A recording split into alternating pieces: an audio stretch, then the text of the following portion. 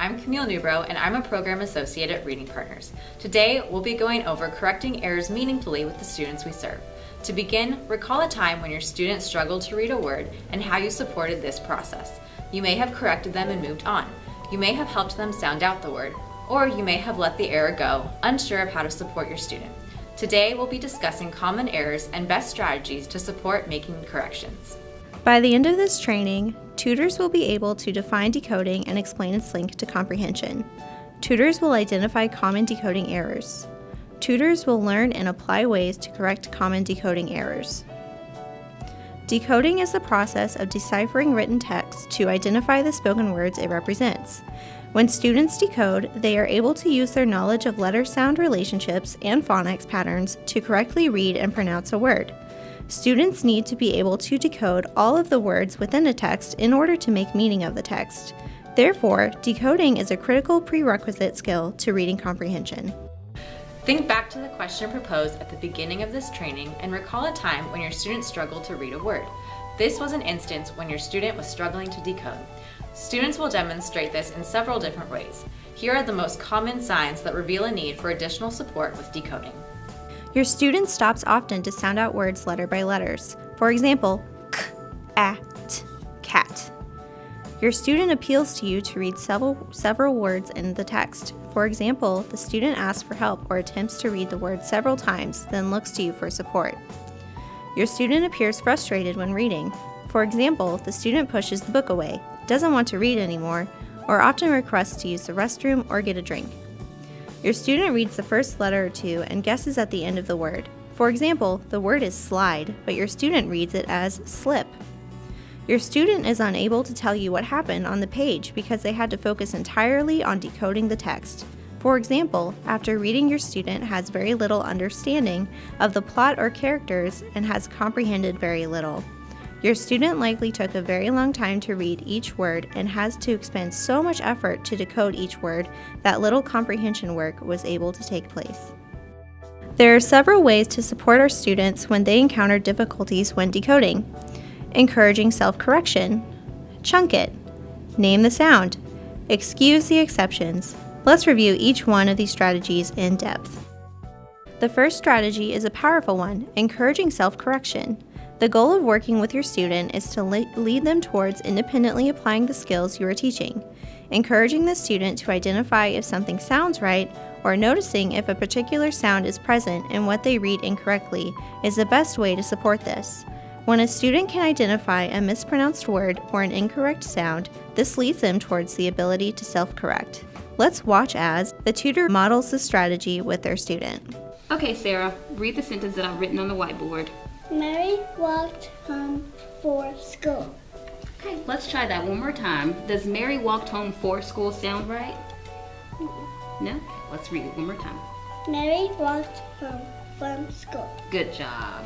In this example, the student correctly identified the first sound of the word for and guessed the end of the word. The tutor repeated the sentence, encouraging the student to notice their mistake. You could even direct their attention to the second word by asking them to look closely at the sounds in the second word or tell you what they notice at the beginning of the word.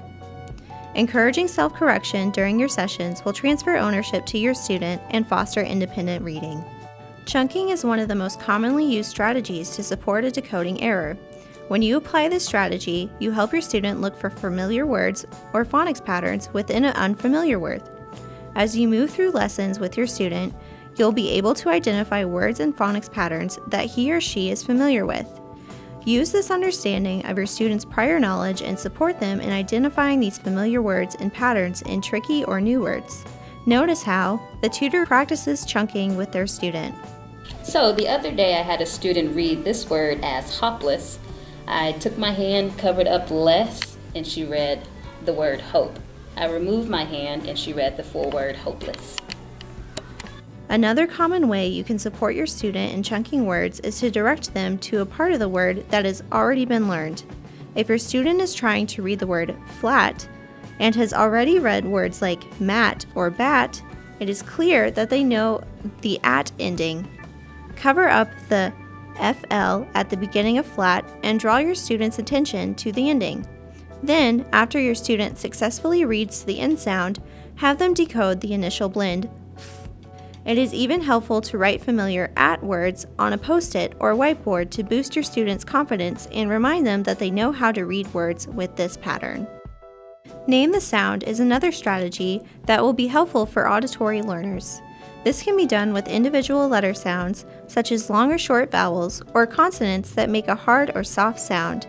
This is especially helpful when the student is learning new phonics patterns or encounters a word that contains a pattern that hasn't been taught yet. You'll see how the tutor practices naming the sound with their student. Today, with my student, we were practicing the vowel consonant E sounds. This word is make, but she kept pronouncing it mac. I reminded her that the A makes the long A sound because the E is silent. Then she pronounced it make. This naming the sound strategy often helps to give your student a familiar word that contains the same sound to help them read the unfamiliar word that they may come across. Our final strategy is excuse the exceptions. This strategy can be applied when a word does not conform to standard rules of English. For example, the word through cannot be sounded out phonetically. In these cases, it is all right to give your student the word directly. Remember that students acquire sight words not by sounding them out, but by recalling them from memory. It may take a few separate lessons for students to master these sight words. Now that we've covered 4 ways to support students in correcting decoding errors, it is important to spend time considering about how often we should do this. As a best practice, you should only correct 1 to 2 words per page. We want to help build our students' confidence and make sure they feel empowered as they grow in their reading abilities, so we don't want to bog down their sessions by constantly correcting mistakes. While your student is reading aloud, keep track of the words your student is reading incorrectly. You can do this by recording them on a post-it or making a mental note. Then, pick the word that would be most relevant. For example, if your student is learning the vowel consonant E pattern and reads a long vowel word with a short vowel, focus on correcting this word. Also, use your judgment to decide if it makes sense to interject in the middle of a sentence or wait until the end. For example, it would make sense to use excuse the exception mid-sentence so your student doesn't waste too much time trying to decode this word. If you are ever unsure of when to interject to correct your student, you can always ask your sight coordinator for additional support. Thank you for joining us today as we discuss strategies to correct student errors in a meaningful way. If you have any more questions about these strategies, your sight coordinator, literacy lead, and anyone else wearing the Reading Partners badge is available to help.